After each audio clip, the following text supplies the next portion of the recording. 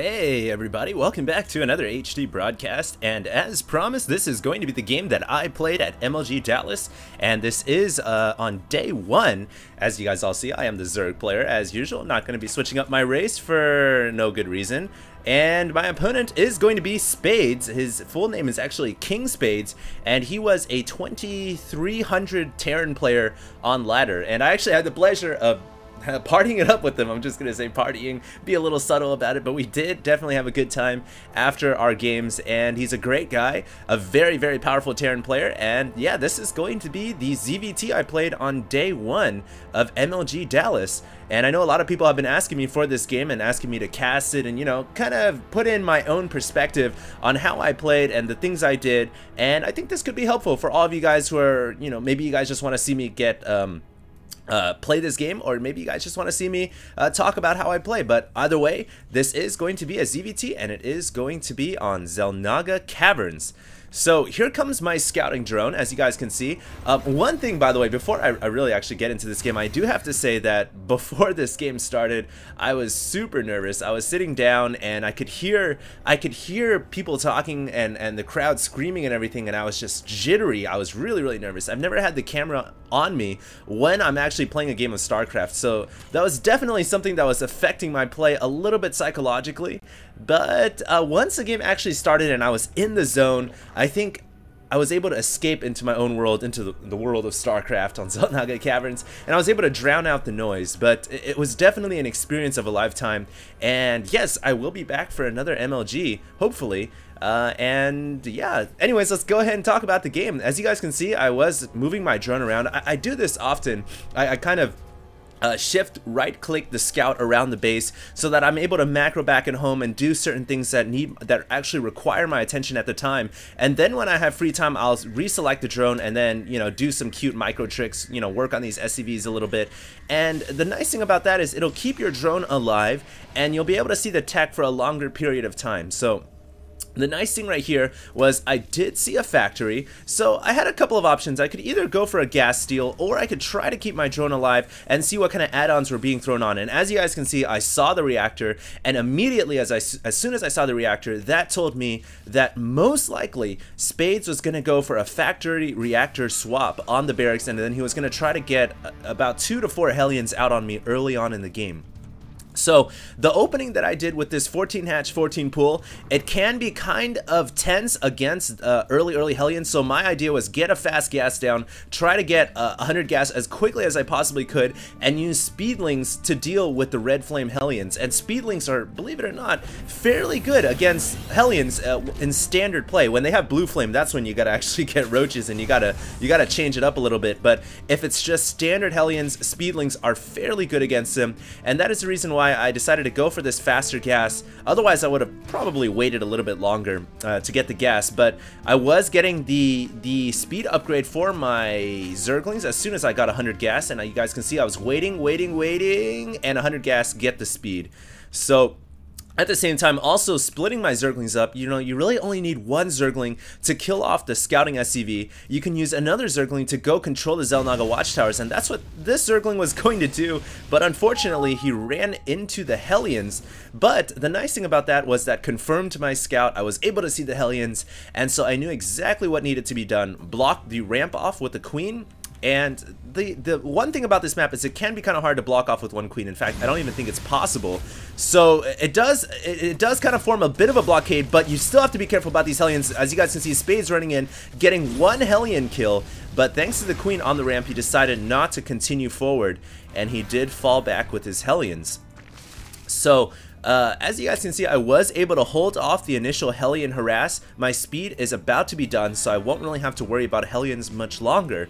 And back at Spades base, meanwhile, he was going for what seemed to be a mech transition into tanks, as well as a command center, and adding on a couple of racks as well. So he was gearing up to get a command center down. Unfortunately, I didn't really know what he was doing at this point. I was still kind of in the dark, And in the next couple of moments, I do believe I sent out my scouting overlord just to go sacrifice and go see what's up. But as you guys can see, Spades coming in once again with yet another, with the same Hellions actually. I did throw up a Spine Crawler just in case, and this is where I split my Zerglings up. I had one chase the Hellions over here behind, and I knew the only other point the Hellions would come out was over here, but unfortunately I wasn't paying attention, didn't micro the flanking Zerglings, and I did kind of miscontrol that a little bit, but doesn't really matter. The Hellions ended up going into this dead end area. Of course, there's rocks right here, and I was able to pick off those two Hellions. So now, if we look on the drone, on the production tab, you guys can see 8 drones in production. When you kill off the initial 2 Hellions, that's when you really want to just mass produce drones, because you know that your Terran player isn't going to be attacking you with anything. Terrans like to push out with balls. They're not going to send, you know, wave after wave after wave. They're going to push out, they're going to mass up and then push out with balls. So if you're going to kill off those 2 initial Hellions, the Terran he has to play defensively, and that's when you can drone up insanely. And as you guys can see, I was just mass producing drones. I was at 43 over 29 drones. And the other thing you can do is keep your Zerglings in front of the enemy Terran base, so you can see what he's doing. And right there, I lost some of my Zerglings, but I was able to see the push out by Spades. I did see the command center, as you guys can see this Overlord right here, just in range of seeing the CC, and I was also sending in this Overlord to sacrifice itself and scout. So I knew that my opponent was capable of making a push in the next couple of moments, and this is when you want to transition from mass producing drones into getting army units, and that's why I was getting more Zerglings. I was getting a Baneling's Nest down, because the threat of my opponent making an attack was definitely possible. And this is when you want to make those attacking units. But the nice thing is, because I produced all those drones, I'm way ahead economically. As you guys can see, 52 over 33 drones, and I am starting to work down those backdoor rocks as well. Now my phone is ringing, and I don't know why my phone is ringing. People apparently don't know the importance of an HD broadcast, but as you guys can see, this is where my opponent decided to go ahead and push out with his 3 tanks and his squadron of Marines, and this is actually a fairly early push. You don't really expect this from a Terran player, because the siege tank timing, you know, it was still about, I would say, about 30 seconds away, and I would have had the Banelings ready to go, but my opponent decided to push before his siege tech was ready, and so I was a little bit surprised with my pants down by this. And of course, this is where I was in actually a lot of trouble, and if you're in this position, pull your drones off the line. Better to pull your drones and lose them than lose the game. And as you guys can see, using my drones to distract the Marines, picked off the tanks before the siege tech finished, and now all I have to deal with are these Marines, wait for the stim to finish, and then engage. My opponent wisely re-stims, but luckily it looks like I will have enough Zerglings to fend this off, even though I don't have Baneling support, and it's going to be very close. But as you guys can see, I did suffer quite a few drones, and for some reason I decided to kill my extractor right there. Not exactly sure what the heck I was thinking. But I was able to kill off my opponent's attack. I was able to hold off, and I'm going to pick off the reinforcing tanks and Marines as well. All too often, when you hold off attacks, players will just kind of sit in their base and chill. But it's important to move out and pick off reinforcing units, because more likely than not, your opponent will have reinforcements coming, and you'll be able to pick them off with your forces.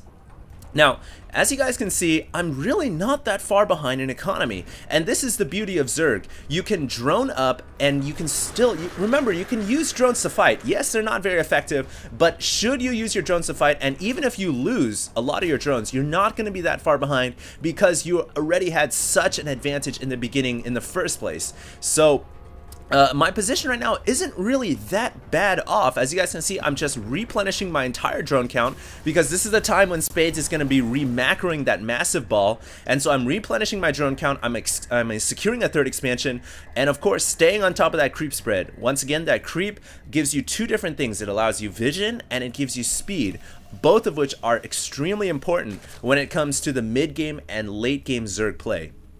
And as you guys can see, my saturation not doing all that bad either, and I do of course have the Spire down, and I am going to start to transition into mutas. Gotta make some use of that gas. As you guys can see, I've been stockpiling almost 800 gas at this point, and so my plan was to go to muta technology. Spades wisely though does have, wow, he has a lot of barracks. I didn't notice how many tech labs on his barracks he had, but he was really heavy on the tech labs, and he really only had one reactored barracks, but that is enough to produce quite a few Marines. And wisely he was throwing up some turrets, even though he didn't scout my Spire. A good Terran will just throw up turrets anyways, because it's so easy for Zerg to hide their Spire technology, and then you can get caught with your pants down if you don't have any missile turrets up. So my opponent wisely gets some missile turrets, and he is now revealed to my Mutalist. So